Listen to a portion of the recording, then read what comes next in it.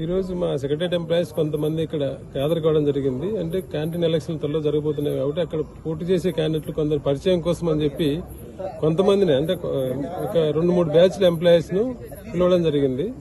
దాదాపు 150 మంది ఎంప్లాయీస్ వచ్చారు.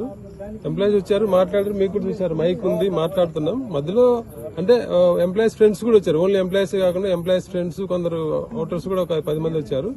అంతమందిలో వాళ్ళు కొందరు ఎవరో బయట నుంచి మీరు చూసారు, ఆడ 3-4 బాటిల్ ఉన్నాయి. బయట నుంచి ఎవరో ఇండివిజువల్ గా వాళ్ళు తెచ్చుకొని తాగారు. దాని మీద కంప్లైంట్ వచ్చిందని చెప్పి పోలీసు మొత్తం ఎంతమంది పోలీసులు వచ్చారో మీరు చూడండి, ఎక్కడ ఉన్నారు అక్కడ పోలీసులు అందరూ. అంతా ఎంప్లాయీస్ ఇప్పుడు చాలా 8 సంవత్సరాల నుంచి సెక్రటరియట్లు 8 కాదు, హైదరాబాద్ నుంచి ఎలక్షన్స్ అప్పుడు బయట కూర్చొని సాయంత్రం మాట్లాడుకొని ఏంటి అంటే ఎజెండా గురించి కానీ ఇట్లాంటివన్నీ మాట్లాడుకోవడం కామన్. అదే పద్ధతిలో జరుగుతుంది. గత 5 ఏళ్లలో మా ఆపోజిట్ వాళ్ళు అందరూ చేసుకున్నారు. ఎప్పుడు మేము ఈ రకంగా అంటే ప్రతీకార దానికి వెళ్లి ఎప్పుడు చేయలేదు. ఎంప్లాయీస్ డిగ్నిటీని కాపాడడానికే ప్రయత్నం చేసినాం.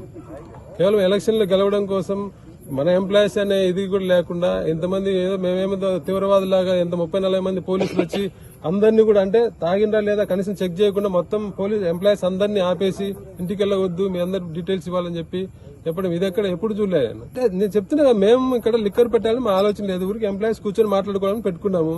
మధ్యలో కొందరు అవుటర్ అంటే ఎంప్లాయీస్ ఫ్రెండ్స్ కూడా వచ్చారు. ఒకరిద్దరు ఎవరు తెచ్చుకున్నారు. మీరు 150 మందికి 5 బాటిల్ 4 బాటిల్ 3 బాటిల్ ఉన్నాయి అక్కడ. 2 బీర్లు 3 బాటిల్ 150 మందికి ఆ బాటిల్ సరిపోతాయి. మేము మందు పాటు పెట్టాలంటే సరిపో.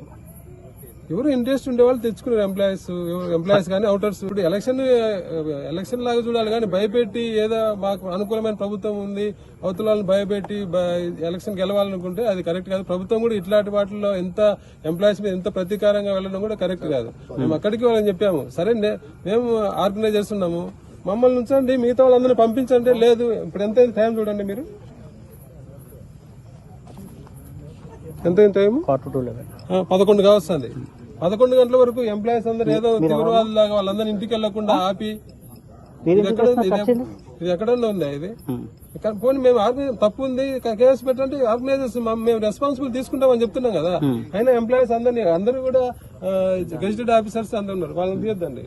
అందరూ డిగ్నిఫైడ్ ఆఫీసర్సే కదా. పోనీ వాళ్ళందరూ తాగినట్టే బ్రీత్ ఎనలైజర్ పెట్టుకోండి అని చెప్పినాము, తాగిన చెక్ చేయండి అని. అది కూడా లేకుండా ఎంప్లాయీస్ అందరినీ ఇంత ఎంప్లాయీస్ మీద ఎంత కక్ష సాధింపు కరెక్ట్ కాదు. అది ఈ రోజు మా సెక్రటరీ